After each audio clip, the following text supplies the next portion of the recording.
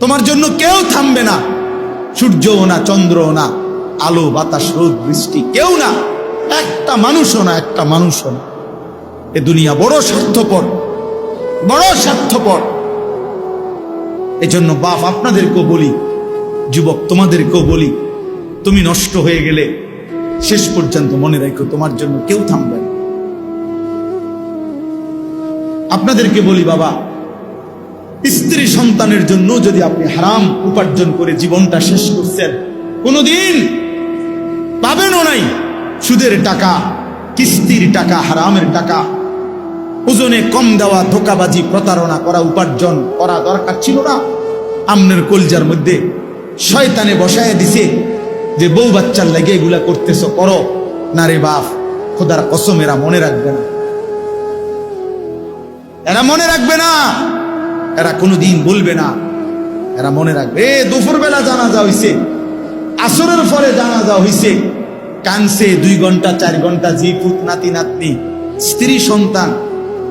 ওই দিনকেই এশার নামাজের পরে দেখা যাবে এরা সবাই পাশের বাড়ির থেকে ভাত তরকারি রান্না আনছে, এরা খানা খাইতেছে, এরা গোশত খায়, মাছ খায়, ডাল খায়, সবই খাইতেছে। এরা না কানছে অনেক, ওই কানছে আর কি। এজন্য আমি নিজেকে বরবাদ করে, আমার কবর, আমার আখিরাতকে নষ্ট করে আমি আমার স্ত্রী সন্তানকে হারাম খাওয়াইতে হবে, খোদার কসম এটা কোনো মুমিন করতে পারে, কোনো মুমিন করতে পারে। আমার ছেলে কোনোদিন 1 ওয়াক্ত ফজরের নামাজ পড়বে না, আর এমন জানোয়ারের জন্য আমি কামাই করুম, কমপক্ষে আমি আনিস এমন বেকুব না। তার লগে আমার আগে বুঝাপড়া করা দরকার। তুই মুসলমানের বাচ্চা কিনা আগে এটা বল, তুই ইমানদারের সন্তান কিনা বল বেটা। যদি তুই মুসলমানের বাচ্চা হস, আমি তোর জন্য মাথার ঘাম পায়ে ফেলে কামাই করমু, আমার এই কষ্টের উপার্জনের কিনা ফ্যান, খাট, পালং, সোফা, ফার্নিচার, বাজার সদাই, আর তুই বেঈমান সারা রাত মোবাইলে নারী দেখবি, ছবি দেখবি, কোনোদিন ফজরের নামাজ পড়বি না। এমন জানোয়ারের জন্যই আমি কামাই করলাম না, এমন হাইওয়ানের জন্য কামাই করতে বলছে কে? যার কপালে সেজদা নাই অত মানুষ না। কেউ আমরা থাকবো না, রাজপ্রাসাদের ওই অট্টালিকায়ও মরে যাবে, জীর্ণ কুঠিরে কুড়ে ঘরে যে মরে যাবে, জীবনে যে কোনো দিন দুঃখ দেখে নাই সেও মরে যাবে, জীবনে যে কোনো দিন সুখ দেখে নাই সেও মরে যাবে, সেও মরে, চাইলেও মরে যাবে, না চাইলেও মরে যাবে। হসপিটালের আইসিইউর ভিতর থেকেও মালাকুল মৌত নিয়ে আসে, লন্ডন আর থেকে, থাইল্যান্ড থেকেও হসপিটাল থেকে বাংলাদেশের রুগীরে মৃত্যু দিয়ে দেয়। এই জন্য বন্ধু আমার, বাপ আমার, অনেক ছেলে আছো তোমরা কোনোভাবেই বুঝতে চাও না, কোনোভাবেই না। তোমাদের শাহওয়াত তোমাদেরকে বুঝাইতে চায়, কোনোভাবেই তোমরা বুঝতে চাও না যে এই মোবাইল, এই নারী, এই ছবি, তোমাদের বন্ধুদের এই আড্ডা, এটা তোমার ভালো করে না। এই কথাটা অনেক ছেলে আছে এত পাষাণ, এত পাষাণ যে তার কলিজাটা এইভাবে আটকাইয়া ফেলছে, এই নাফরমানিটা বুঝেই না, বুঝতে কোনো কিছুতে তার ঘাড় নোয়ানো যায় না, সেজদা দেয়। হায় হায় রে বাপ, মুসলমানের বাচ্চা এত বড় শক্ত হওয়া, এত পাষাণ হওয়া, এটা তো একটা জানোয়ারের স্বভাব না। জানোয়ারও তো এত কঠিন হয় না, হাইওয়ান জানোয়ার, কুকুর বিড়ালও এত নিকৃষ্ট হয় না। আমি রীতিমতো হুজুর আমার জিন্দিগি যদি কেউ, আমার মন চায় মাঝে মধ্যে যে মানে এটা গবেষণা করি, মানে পিএইচডি করি এটার উপরে, যে একটা মুসলমানের বাচ্চা 365 দিনের 1 বছরে কোনদিন ফজরের নামাজ পড়ে না, এটা কিভাবে সম্ভব?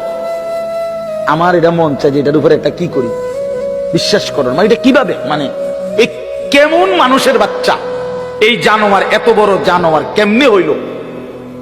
আরে তে এত বড় শক্ত হারামি হইল কেমনে? আমার এটা মাথার ধরে না বিশ্বাস। বহুদিন আমি কতজনের কাছে কথা বলছি যে ভাই আমার এটা বুঝে ধরে না, আমি এটা বুঝিয়ে না কথা এটা। আরে কি রে কয়, এটা কি ধরনের মুসলমান, এটা কি জানোয়ার?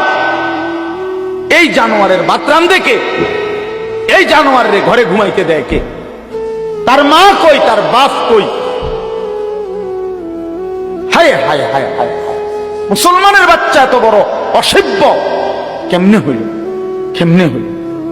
আল্লাহ বলেন, আমি আল্লাহকে বাদ দিয়ে যে যেটাকে বন্ধু বানায় নিছ, সে যেন মাকড়সার ঘর বানাইছ। কি বানাইছ? মাকড়সার ঘর। ইত্তাখাযাত বাইতান, যে মাকড়সা ঘর বানালো। আর ওয়া ইন্না আওহানাল বুয়ুত লা বাইতুল আনকাবুত লাউ কানু ইয়ালামুন।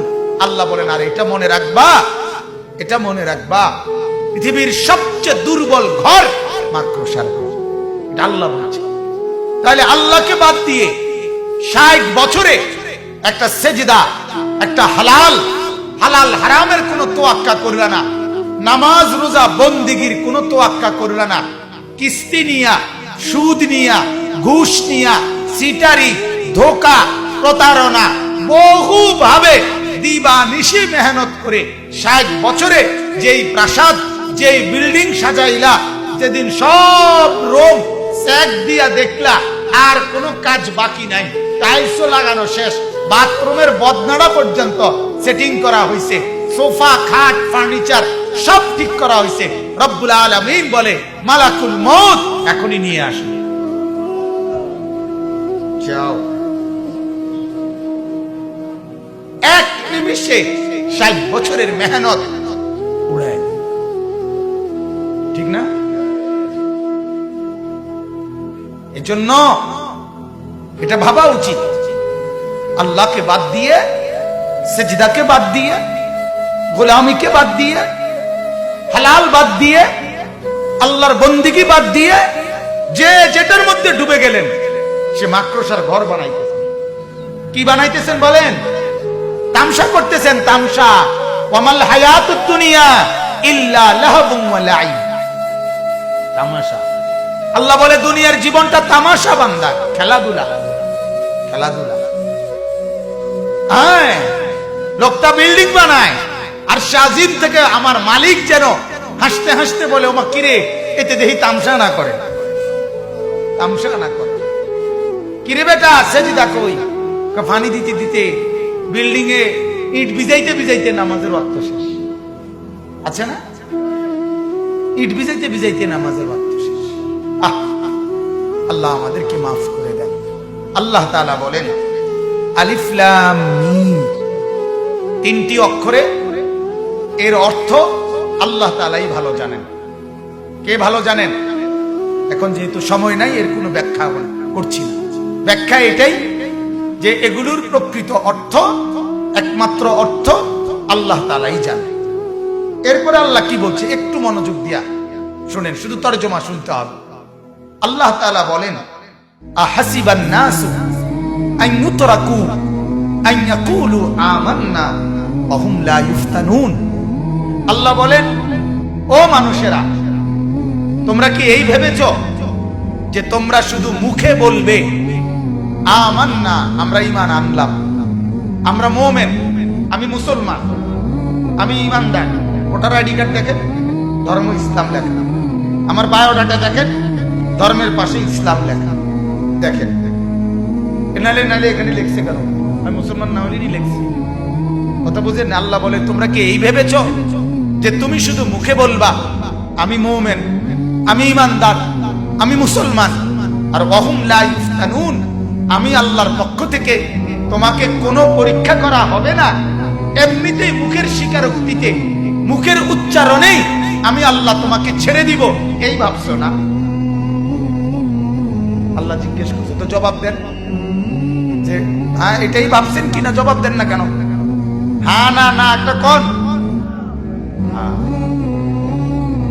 আল্লাহ তাআলা কুরআনুল কারীমের আরেক জায়গায় বলছেন, আম হাসিবতুম আন তাদখুলুল জান্নাহ ওয়ালাম্মা ইয়ালামিল্লাহুল্লাযীনা জাহাদু মিনকুম ওয়া ইয়ালামাস সাবিরিন। তোমরা কি এই ভেবেছো যে শুধুমাত্র মুসলমান বললেই আমি তোমাদেরকে জান্নাতে ঢুকায় দেব? অথচ এখনো কারা কারা আমার রাস্তায় দ্বীন ও ঈমান টিকাইয়া রাখার জন্য কি পরিমাণ যুদ্ধ জিহাদ সংগ্রাম, মুজাহাদা, মেহনত, পরিশ্রম কয়ে কদ্দুর করছো এখনো আমি দেখিয়ে নাই।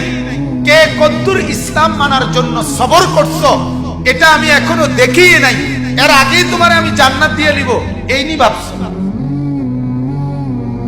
আরেক আয়াতে আল্লাহ তাআলা বলেন, আম হাসিবতুম আন তাদখুলুল জান্নাহ ওয়ালাম্মা ইয়াতিকুম মাসালুল লাযীনা খালাউ মিন ক্বাবলিকুম মাসাতহুমুল বা'সাউ ওয়াদ-দাররাউ ওয়াযুলজিলু হাত্তা ইয়াকুলার রাসূলু ওয়াল্লাযীনা আমানু মা'আহু মাতা নাসরুল্লাহ। আল্লাহ বলেন, আরে কি ভাবলা তুমি? পান খাইতে খাইতে ব্যস্ত যাবে গা, বন খাইতে খাইতে, চা দোয়ানে গপ মারতে মারতে, টেলিভিশন দেখতে দেখতে, এমনি মুসলমান বলতে বললেই এমনি এমনি ব্যস্ত যাইবা গা, গরু জবাই কইরাই। অথচ আমি আল্লাহ তাআলা তোমাদের পূর্বে যত লোক আদম থেকে ঈসা পর্যন্ত ঈমানের দাবি করেছিল তাদের প্রত্যেককে আমি আল্লাহ তাআলা অগণিত কষ্ট, অগণিত পেরেশানি, অগণিত জুলুম এবং নির্যাতনের শিকার তারা হয়েছিল। হাজারো জুলুম, নির্যাতন, কষ্ট, পরিশ্রম এগুলো তাদেরকে উপভোগ করতে, উপলব্ধি করতে, হজম করতে হয়েছে। এই পরিমাণ কষ্ট, ক্লেশ, বিপদ, মুসিবত, পেরেশানি, জুলুম, নির্যাতন, অত্যাচার সহ্য করছে, যার ফলে ওয়াজুলজিলু কাঁপতে শুরু করছে মানুষগুলো। কাঁপতে কাঁপতে কাঁপতে কাঁপতে জুলুম আর অত্যাচারে নিজেদের শরীরের মধ্যে কম্পন শুরু হয়েছে। আর শেষ পর্যন্ত কি পরিমাণ নির্যাতন হইলে আল্লাহ বলে রসুল ওই জামানার নবী এবং নবীর সাথে ঈমানদার বান্দারা আল্লাহর কাছে হাত তুলে বলছে, আল্লাহ আর কতক্ষণ সহ্য করলে আপনার সাহায্য আসবে? মাতা নাসরুল্লাহ, আর কখন, আর কখন? কোরআনুল কারীমের সূরা বুরুজ একটা সূরা আছে না, ওই সূরার মধ্যে আছে পূর্ববর্তী জামানায় এক নবীর ঈমানদার উম্মতকে ওই জামানার জালেম বাদশা ঈমান আনার কারণে মাটি খুঁড়ে গর্ত বানাইছে, বড় বড় গর্ত। আসহাবুল উখদুদ বড় বড় গর্ত বানাইছে, বানাইয়া বলছে এই গর্তের মধ্যে লাকড়ি দিয়ে আগুন ধরাও। পুরা গর্তের মধ্যে যখন আগুন ধাউ ধাউ করে উঠছে তখন ওই নবীর উম্মত, ঈমানদার অনুসারী ওই মানুষগুলোকে একটা একটা করে ধরে ধরে ওই গর্তের মধ্যে, আগুনের মধ্যে ফেলছে। ফেলে এরপরে বলছে এর উপরে মাটি ফেলাও। এরপরে মাটি ফেলাইয়া বলছে এর উপরে তোমরা লাফায়া লাফায়া নাইচা নাইচা এদেরকে দাফন করে। কুতিলা আসহাবুল উখদুদ আন-নারি যাতিল ওয়াকুদ। পড়ে দেখি আল্লাহ তাআলা বলে, এখনো কি সহ্য করছো? এখনো কি সহ্য করছো? এ পরিমাণ কষ্ট সহ্য করছে, যে পরিমাণ কষ্টের পরে রাসূলরা হয় উলুল আজম, নবীরা হয় সীমাহীন ধৈর্য সহ্যের অধিকারী। ঠিক কিনা বলেন না? সেই নবীরা পর্যন্ত হাত তুলে ফেলছে। আল্লাহ আর কতক্ষণ, আর কতক্ষণ? আল্লাহ তাআলা বলেন, আমার বান্দা শুধুমাত্র মুমিনের দাবি করলে, মুসলমানের দাবি করলে বাপ, আল্লাহ বলেন আমি এমনি ছেড়ে দেব না। পরীক্ষা করব, ঈমানের পরীক্ষা, আমলের পরীক্ষা, বন্দেগীর পরীক্ষা, সেজদার পরীক্ষা, গোলামির পরীক্ষা, হালাল হারামের পরীক্ষা, জায়েজ না জায়েজের পরীক্ষা, বৈধ অবৈধের পরীক্ষা। অতএব পরীক্ষায় উত্তীর্ণ হইতে হইলে 24 ঘন্টা আল্লাহ এবং তার রাসূলের নির্দেশনা মতে চলবে। ওয়ালাকাদ ফাতান্নাল্লাযীনা মিন ক্বাবলিহিম। এরপরে আল্লাহ তাআলা বলেন, আমি তোমাদের পূর্বে এই কথাটাই, তোমাদের পূর্বে যত লোক ঈমানের দাবি করছে প্রত্যেকের পরীক্ষা নিয়েছি। প্রত্যেকের কি নিয়েছি? ইব্রাহিম আলাইহিস সালামকে আল্লাহ তাআলা বলেন 84 বছর ইব্রাহিম নবী কাইদা আল্লাহর কাছ থেকে একটা ছেলে পাইছেন। ঠিক কি না বলেন? ছেলেটার নাম কি? ইসমাঈল। কানসে 84 বছর পরে, 84 বছর বয়সে ইসমাঈল হইছে। এরপরে ইব্রাহিমকে আল্লাহ তাআলা, তাফসীরে আছে একটা উর্দু খুতবা আছে 5 খণ্ডে, খুতবাতে কাসিমি, পাকিস্তানের একজন বড় বুজুর্গ হযরত মাওলানা জিয়া আল কাসিমি, ওনার বয়ান আপনারা উলামায়ে কেরাম কিনলে খুব মজা পাবেন পড়ে, উর্দুতে আছে। ওই কিতাবে আছে যে ইব্রাহিম আলাইহিস সালামকে আল্লাহ তাআলা ইসমাঈল ছেলেটাকে দিয়ে প্রথম পরীক্ষা করছে আল্লাহ তাআলা। আল্লাহ বলে ছেলে দিলাম, তবে হাজেরার কোলে থাকবে, তোমার কোলে দিতে পারতা না, চুমা দিতে পারতা না, আদর করতে পারতা না, শুধু চাইয়া দেখবা। এটা প্রথম পরীক্ষা।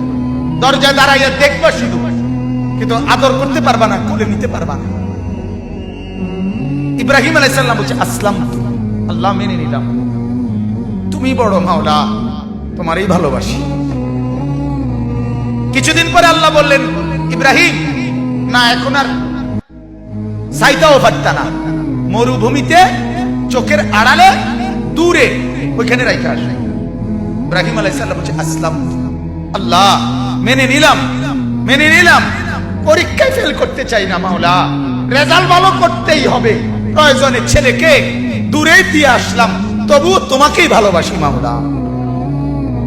কিছুদিন পরে আল্লাহ তাআলা বললেন, সংক্ষেপে বলছি এই জন্য, ইব্রাহিম প্রথমে তো দেখতে দিছিলাম, এরপরে চোখের আড়াল করে রাখছিলাম, তবুও তো ছিল, বিদেশে হইল ফুত আমার আছে তো। অনেক মা কাইন্দা কাইন্দা বলে, যাক বউয়ে নিচে গাড়ি, বউয়ের লগে নিচে গাড়ি, আমি মার খবর তো রাখে না, আমার ফুত বাচ্চা তো আছে। কথা বলেন না, বলে না এমন, আমার ফুতে আছে তো, যা খেনে থাকো, আমি মা না পাইলা মারি। আল্লাহ তাআলা বলে ইব্রাহিম তুমি তো ভাবছিলা যাক ফুত আছে তো, না এবার আর রাখতাম না, এইবার জবাই করে আমার দেওয়া আমারটাই দিয়ে দাও। আল্লাহ তাআলা বললেন, ইব্রাহিম বললেন আসলাম, না মাওলা আপনি বড় মাওলা, আপনাকেই ভালোবাসি, আমি ফেল করুম না মাওলা, আমি রেজাল্ট ভালো করতেই হবে। এজন্য ছেলেকে গর্দান মধ্যে ছুরি রাখা দিছে। ছুরি রাখার পরে এবার মাওলা পাক আল্লাহ তাআলার মহব্বতের জোশ আসছে, আল্লাহর রহমতের দরিয়ার মধ্যে, সাগরের মধ্যে উথলে ঢেউ উঠছে। আল্লাহ বলে ইব্রাহিম, আরে তোরে আমি চাইছি রে পরীক্ষা, এবার তুই পুরাপুরি কামিয়াব, তুই পুরাপুরি ফলাফল উত্তীর্ণ, যা তোর ছেলেও দিলাম, আমি আল্লাহ রাজি হয়ে গেলাম। এবার ছেলেও পাইলো, আল্লাহকেও পাইলো, ঠিক কিনা বলেন না? ছেলে কোরবানি হয়েছিল। এজন্য দোস্ত, সন্তানকে দ্বীন শিখাইলে, সন্তানকে কোরআন শিখাইলে, সন্তানকে নামাজ শিখাইলে, সন্তানকে মাদ্রাসায় পড়াইলে, আল্লাহর কসম দুনিয়া অভাব হবে না, দুনিয়াও মিলে যাবে, আখিরাতও মিলে যাবে, আখিরাতও মিলে যাবে। এজন্য অনুরোধ, মুসলমান যতজন বসছেন, একজনও তার একটা সন্তানকে বঞ্চিত করিয়েন, কোরআন থেকে বঞ্চিত করিয়েন, দ্বীন থেকে বঞ্চিত করিয়েন না।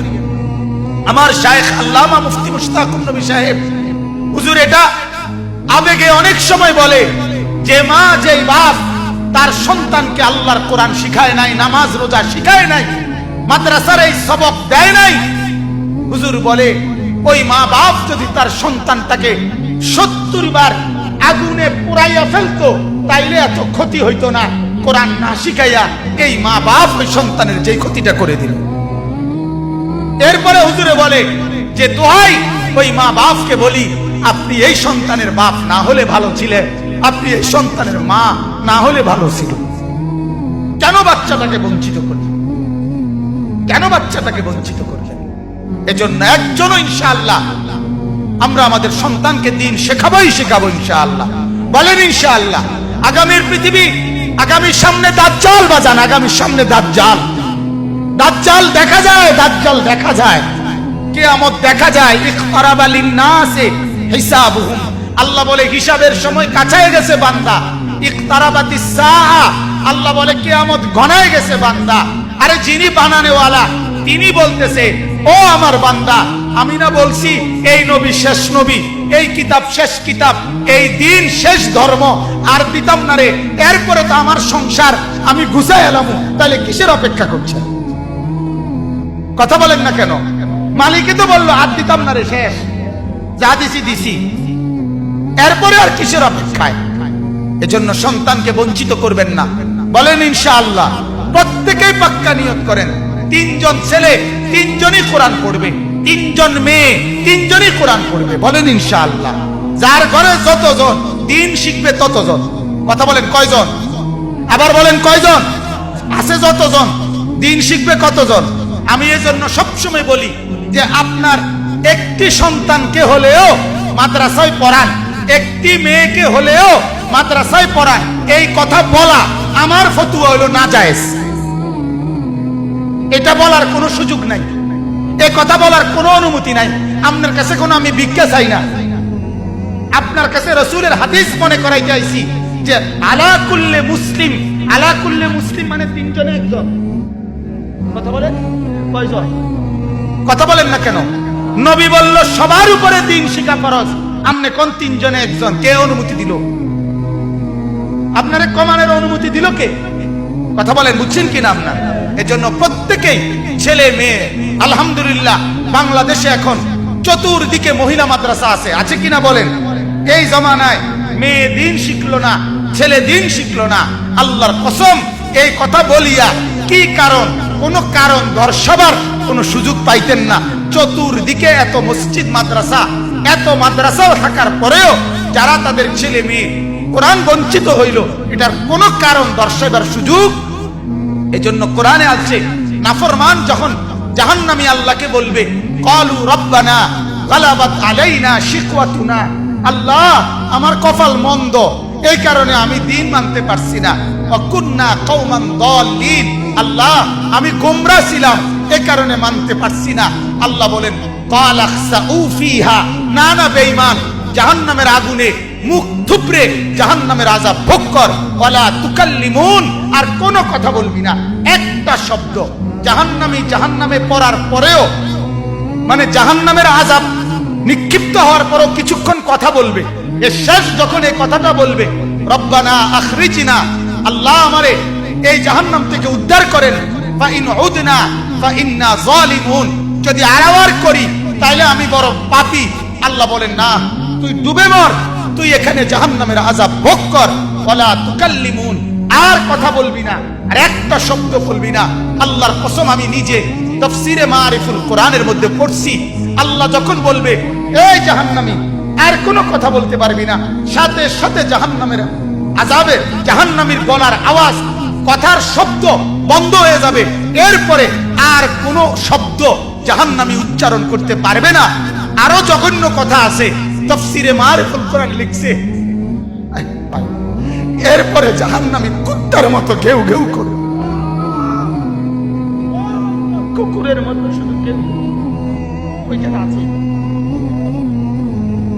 বিশ্বাস করে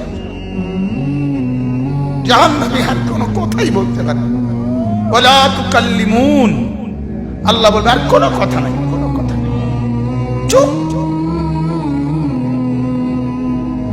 আল্লাহ আমারে মাফ করে দেন। আল্লাহ তাআলা শেষ, আল্লাহ তাআলা বলেন আমি পরীক্ষা করে দেখব, ফালিয়ালামান্নাল্লাহুল্লাযীনা সাদাকু ওয়ালিয়ালামান্নাল কাযিবিন। আল্লাহ বলেন আমি পরীক্ষা করে ঈমানদার বাছাই করব, সত্যবাদী আর মিথ্যাবাদী। ঈমানের দাবি করো, মুখে বিড়ি, মিথ্যাবাদী। ঈমানের দাবি করো, ফজরের নামাজের সেজদা দাও না, মিথ্যক তুই বেটা।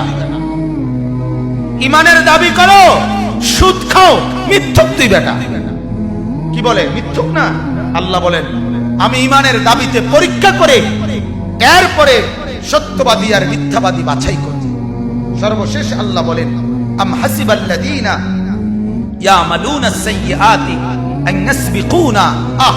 আল্লাহ তাআলা বলছে ও তোমরা যারা গুনাহ করছো, নাফরমানি করছো, পাপ করছো, মোবাইলে ছবি দেখছো, উলঙ্গ নাচ দেখছো, একটা সেজদার খবর নাই, একটা নামাজের খবর নাই, দোকানে বসে বসে চা দোকানদারের নামাজ পড়ার টাইম নাই, মুদি দোকানদারের নামাজ পড়ার টাইম নাই, দেড়বুড়ে সিএনজি অটো ড্রাইভার তারও সেজদা করার টাইম নাই, বুট বেচে তারও নামাজ পড়ার টাইম নাই, বাদাম বেচে তারও নামাজ পড়ার টাইম নাই। আল্লাহ তাআলা বলেন ওই নাফরমান তুই কি ভাবছো? আইনাসবিকুনা, তুই আমার চাইতে আগায় গেছো না? আমি তোরে দেখতাম না, না আমি তোরে কিছু করতে দিতাম না, এটা ভাবছো না?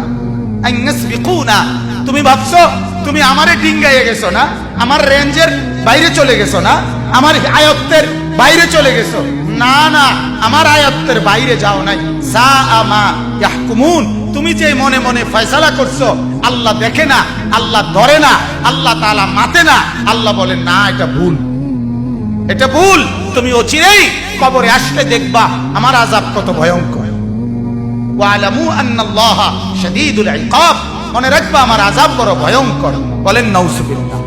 সর্বশেষ আয়াত 5 নম্বর আয়াত, আল্লাহ তাআলা খুশখবর দিছে নেককারদেরকেও। তোমরা যারা নেককার, সেজদা করে করে, জিকির করে করে, সকাল সন্ধ্যায় রাত গভীরে, তাহাজ্জুদে আওয়াবিনে, তাসবিহে জিকিরে আমি মাওলাকে ডাকতে ডাকতে এই আশায় বন্দিগি করছো যে আমার সাক্ষাৎ পাইবা। মান কানা ইয়ারজু লিকা আল্লাহ, আমার মোলাকাত, আমার দিদারের আশা করে করে যারা বন্দিগি করছো, আল্লাহ বলেন ফা ইন্না আজালাল্লাহি লাআতিন, আমি আল্লাহ মালাকুল মউত নামে একজন ফেরেশতা মৃত্যু করে দেওয়ার জন্য তোমার কাছে পৌঁছাবো। সে তোমারে মৃত্যু নামক একটা নেয়ামত উপভোগ করাইয়া আমার কাছে নিয়ে আসবে। ফা ইন্না আজালাল্লাহি লাআতিন, আমার আল্লাহর পক্ষ থেকে তোমার মৃত্যু মালাকুল মউত আসবে, লাআতিন আসবে তোমার কাছে, এসে মৃত্যুর শরাব, মৃত্যুর এক পেয়ালা, মৃত্যুর একটুকু শরাব, মৃত্যুর একটু চুমুক তোমারে ভোগ করাইয়া আমার কাছে নিয়ে আসবে। ওয়াহুয়াস সামিউল আলিম, আল্লাহ তাআলা বলেন যে আমি আল্লাহ সবকিছু শুনছি, সবকিছু জানি। ঠিক কি না বলেন? অতএব তুমি অপেক্ষা করো, আমি শুনতেছি, আমি জানি, তুমি ডাকতে থাকো, সেজদা দিতে থাকো, গোলামি করতে থাকো, হালাল খাইতে থাকো, সুখে থাকো আর দুঃখে থাকো, আমি মাওলাকে ডাকতে থাকো। এই কয়দিন পরে আজরাইল পাঠাবো, তোমারে আমার কাছে নিয়ে আসবো।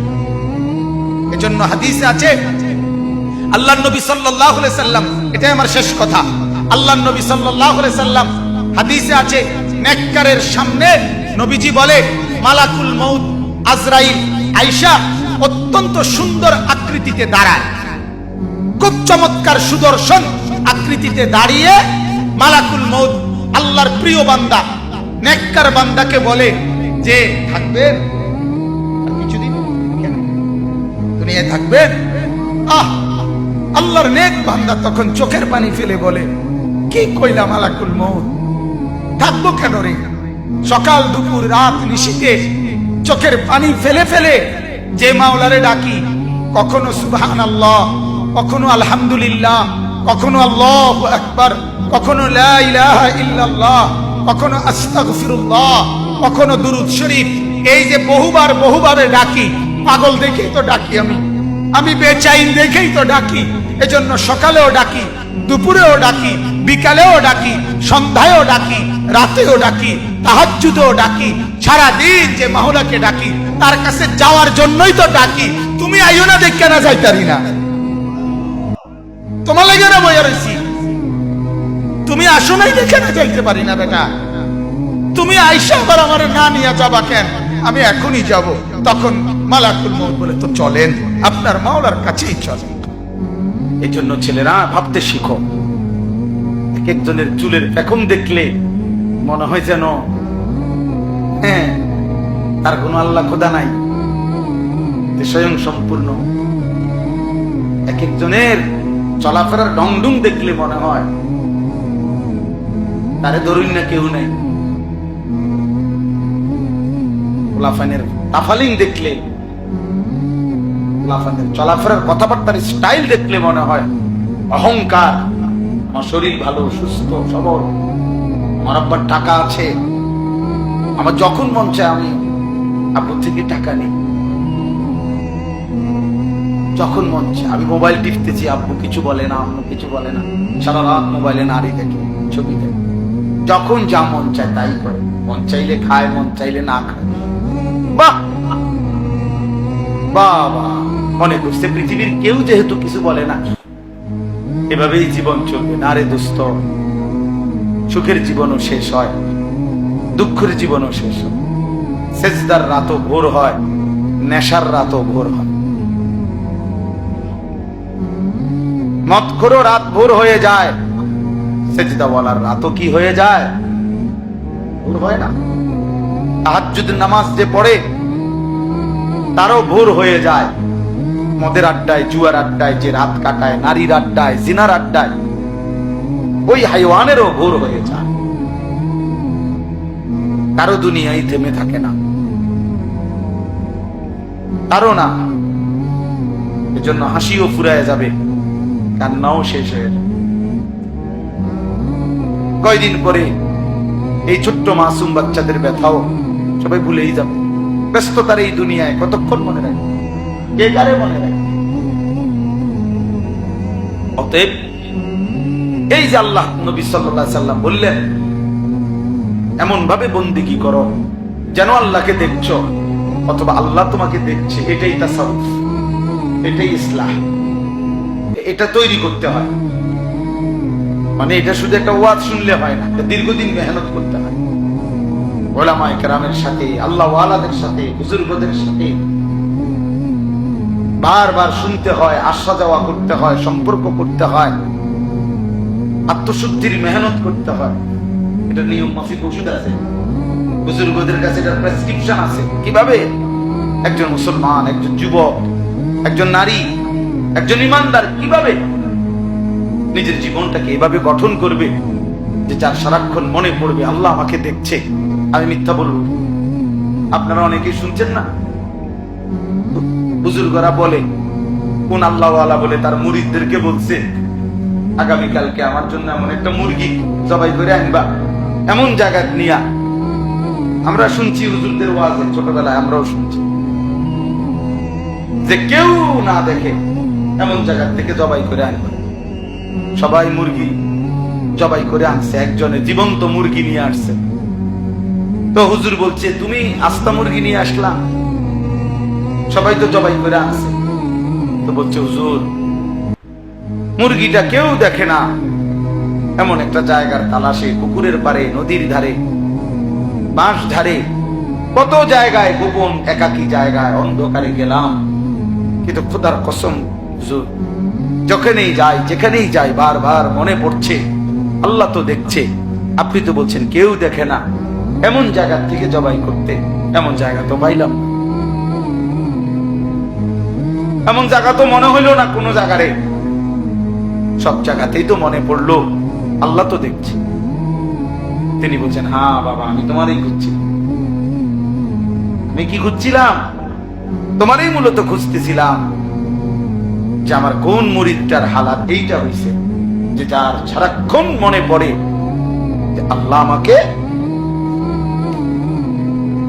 আন তা'বুদাল্লাহা কাআন্নাকা তারাহু ফাইন লাম তাকুন তারাহু ফাইন্নাহু ইয়ারাক।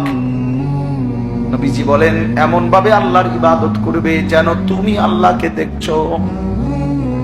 আল্লাহর নবী সাল্লাল্লাহু আলাইহি ওয়াসাল্লাম একদিন নামাজ পড়ছিলেন।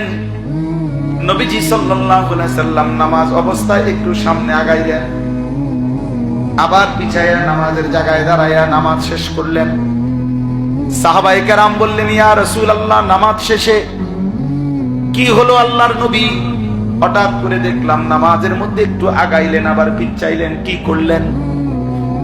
আল্লাহর নবী সাল্লাল্লাহু আলাইহি সাল্লাম বলেন, সাহাবীরা রে, জান্নাতের আয়াত যখন পড়ছিলাম, সরাসরি এই দুই চোখে জান্নাত দেখতে পাচ্ছিলাম,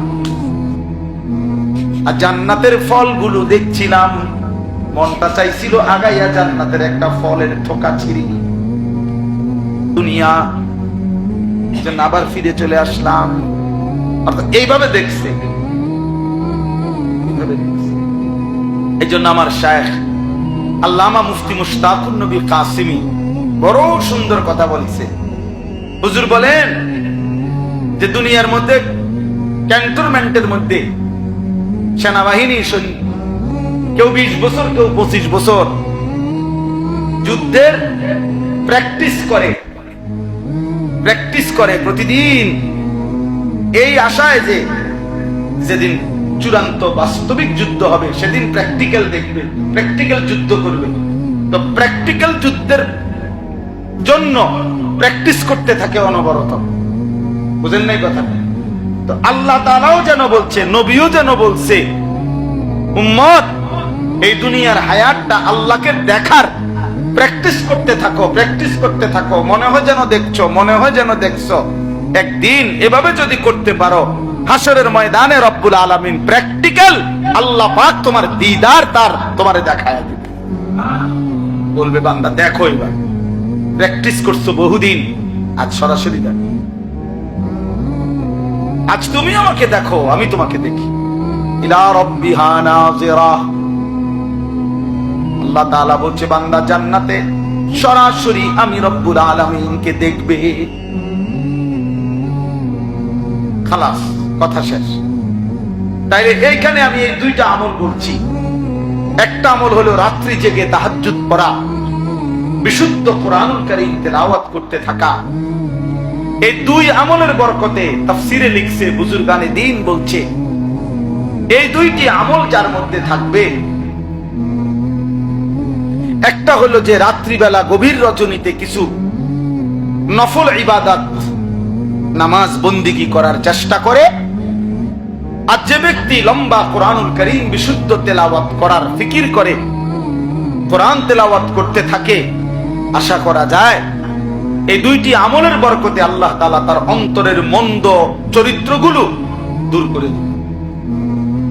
আশাদ্দু ওয়াতআন, এগুলা নফসকে দমন করবে, অন্তরের মন্দ অভ্যাসকে দূর করবে। এজন্য আজকের এই ইসলাহী মাহফিলে এই দুইটি আমলের গুরুত্ব দিলাম। আল্লাহ যেন আমাকেও তৌফিক দেয়, আপনাদেরকেও যেন তৌফিক দেয়।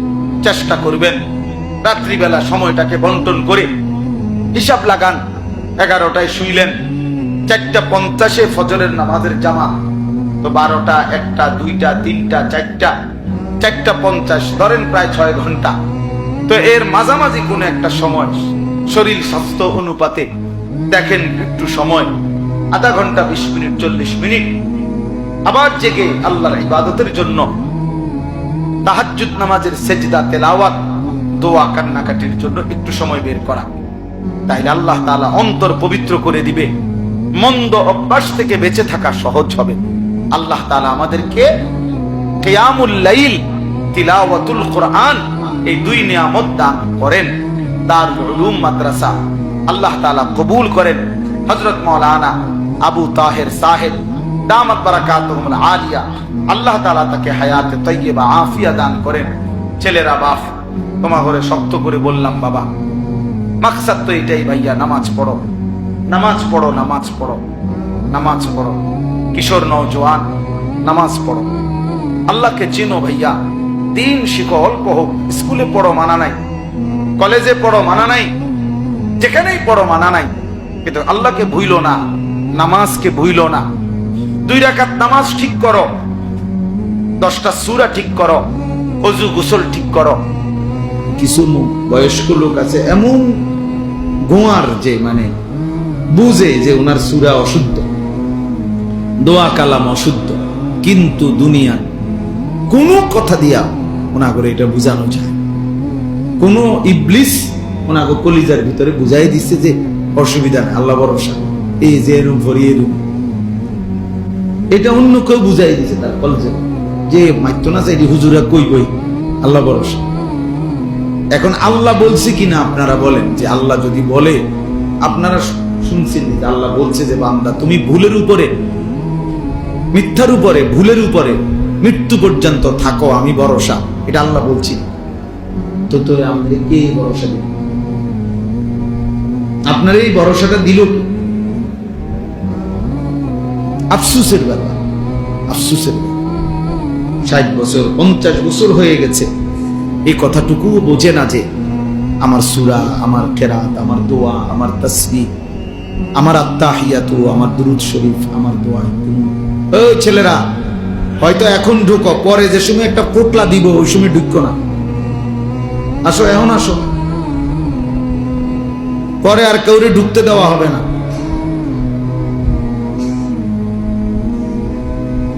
হ্যাঁ, কিছু খবর নেয়, মনে করেন কিছু আছে খবর নেয়, কিছু দিবনি।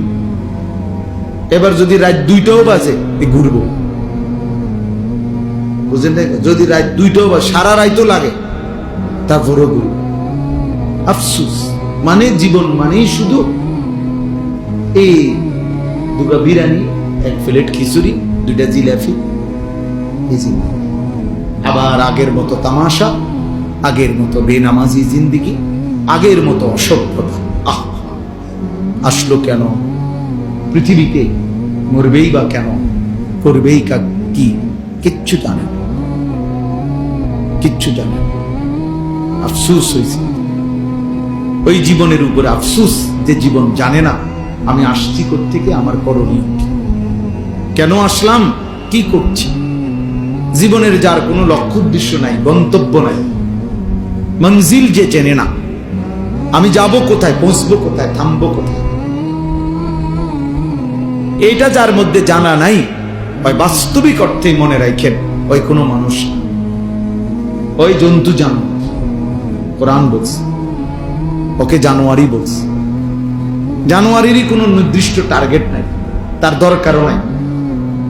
টার্গেট দিয়ে করবো কি? কোন গরু, ছাগল, কুকুর, বিড়ালের টার্গেট দিয়ে করবে কি? তার তো কোনো হালালও নাই, হারামও নাই, জায়েজ না জায়েজ কিছু নেই। তার জন্য কোনো বিধান নাই, দিন নাই শরীয়তে।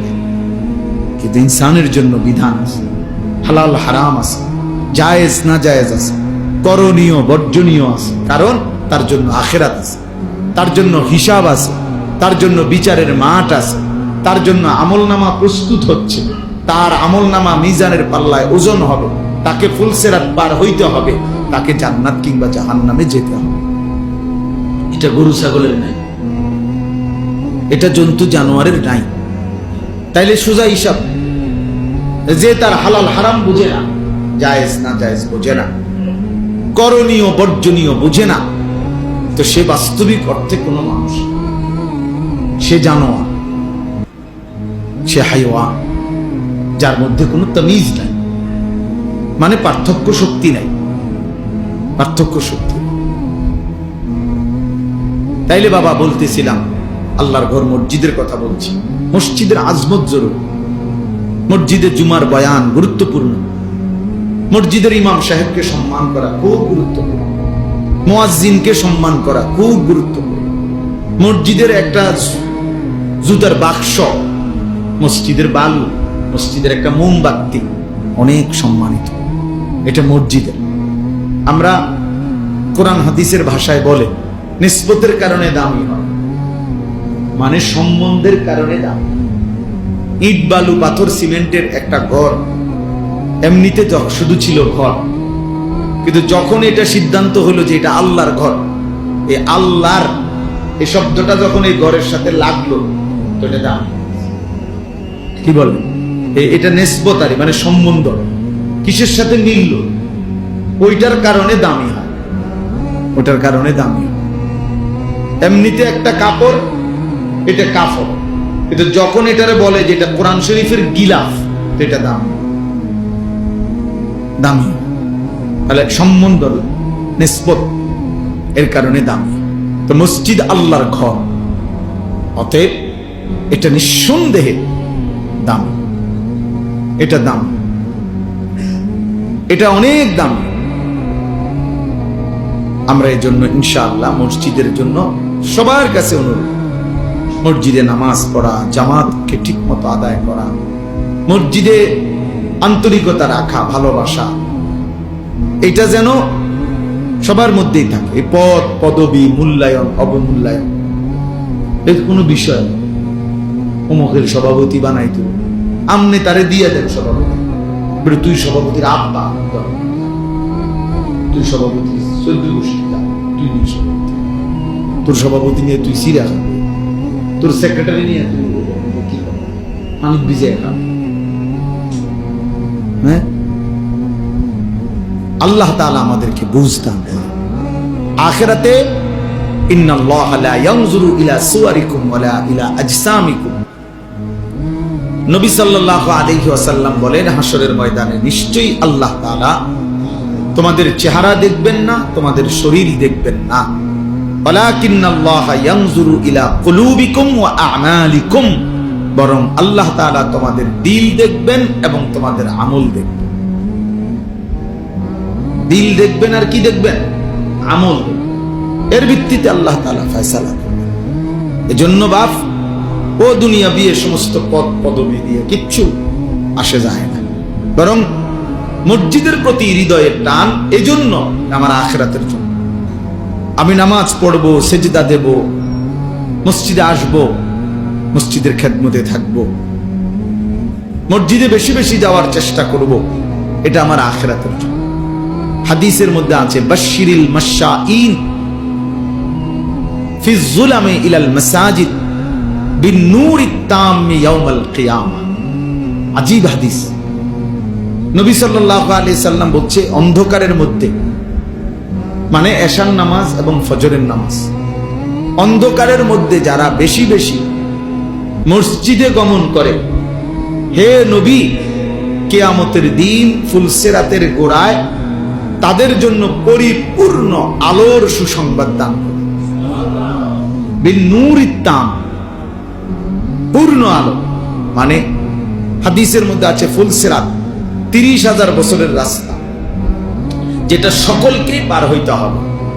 ওয়া ইম মিনকুম ইল্লা ওয়ারিদুহা, আল্লাহ তাআলা কোরআনে বলছে এমন কেউ হবে না যাকে এটা পার হতে হবে, সে নবী হোক, সে ওলি হোক, আর সে কাফের হোক, মানে অনুগত অবাধ্য, সকলকে এটার উপরে কি করতে হবে?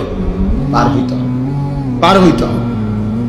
তো এই 30,000 বছরের রাস্তার যে ফুলসিরাত, এটা নবী সাল্লাল্লাহু আলাইহি সাল্লাম বলছে এটা অন্ধকার থাকবে, একেবারে অমাবস্যার ঘুটঘুটে অন্ধকার।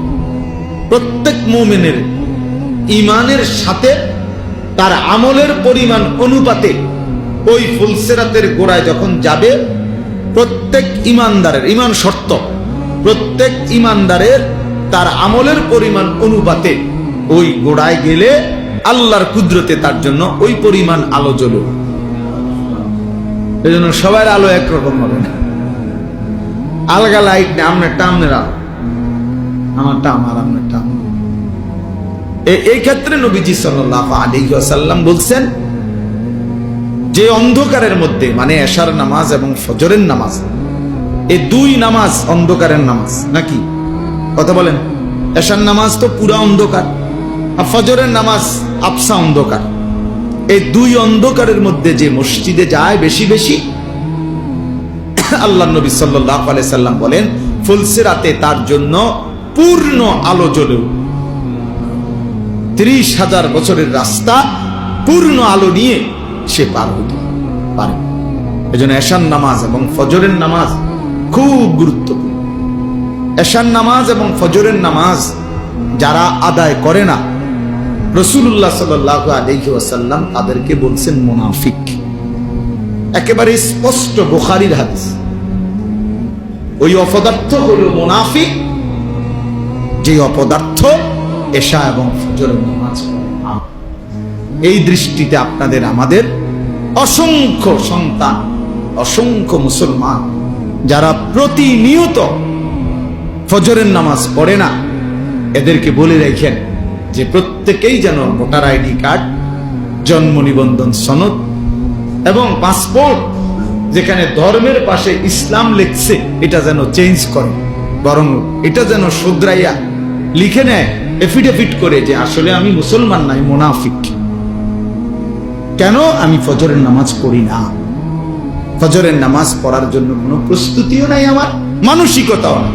এমন অসংখ্য জানোয়ার আছে, হাইওয়ান আছে, যে হাইওয়ানের কলিজার ভিতরেও খোদার 1 বছরে 365 দিনে কোনদিন এই জানোয়ার বলতে পারবে না ফজরের নামাজ কাকে বলে। এটা আস্তা জানোয়ার, আস্তা জানোয়ারের, পুরাটা জানোয়ারের, পুরাটা জানোয়ার।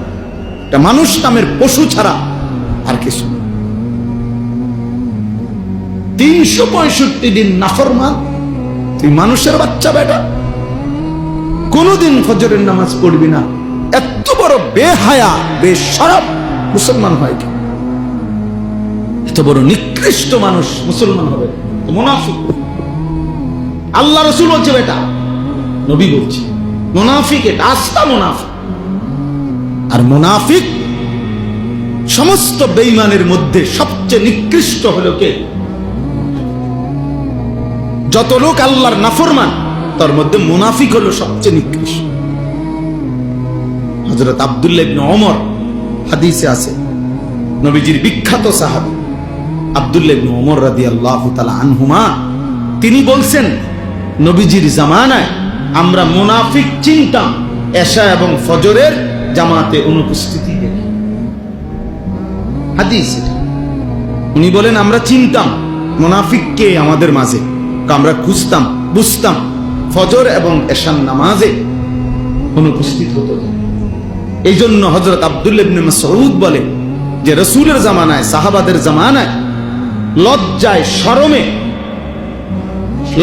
শরমে যাতে দাগ না পড়ে যায়, চিহ্নিত হয়ে না যায়, এজন্য মুনাফিক যারা মুনাফিক ছিল বাস্তবিক অর্থে, তারাও রাসূলের জামানায় ফজরের নামাজ মিস করতো না, কারণ মিস করলে তো মানুষ কইবে তে মুনাফিক। অথচ সে বাস্তবিকে কি মুনাফিক, কিন্তু মানুষ যাতে তারা না চিনে না বুঝে, এই জন্য কি করত, আমার মুসলমান নামধারী এই হাইওয়ান মুসলমানের বাচ্চা, আর বাপ মুসলমান, তার মা মুসলমান, জানোয়ার একদিনও ফজরের নামাজ পড়ে। বাপেও বেটকা হেবটা বইয়া বইয়া বিড়ি গায়, চা দোয়ানে গপ মারে। আল্লাহর রহমতে আমনের দোয়ায় জিভুত একটা লাইন হইছে, কিটা লাইন হইছে, টেয়া ফাড়ায় বিদেশ লাইন হইছে। টেয়া ফাড়াইলে বুঝি লাইন হয়, হ্যাঁ বিদেশ গেলেই বুঝি জিভুত লাইন হয়ে গেছে, এটা বুঝি কত হইলো। আর আমরা যারা দেশে সিরিয়াটাই করি, এটা বুঝি কথা হল। বিদেশ যাওয়া নিষেধ না, এটা গুনাহ, এটাও বলি না, কিন্তু এটা বুঝি এটা কথা হইলো যে আল্লাহর রহমতে তারা 3 জন এখন একটা লাইনে পড়ছে, টাকা রোজগার করে, এবারে খুশি, মানুষের গপ মারে, চা দোয়ানে বইয়ে বই, হ্যাঁ লম্বা লম্বা কথা, লম্বা লম্বা ভালো খাইতে পারতেছে, শেষ বয়স, আপেল খায়, মালটা খায়, চা খায়, বম খায়, গপ মারে, আর কি বাজার হইতেছে, খাইতে আছে, ফুতে টেয়া ফাটাইতে আছে, হালাল হারাম এত কিছু তো অনেক সময় আসেনি। হালাল না হারাম সেটা দরকার কি, আমার দরকার টাকা, আমার দরকার বাতে না। আস্তাগফিরুল্লাহ, আস্তাগফিরুল্লাহ।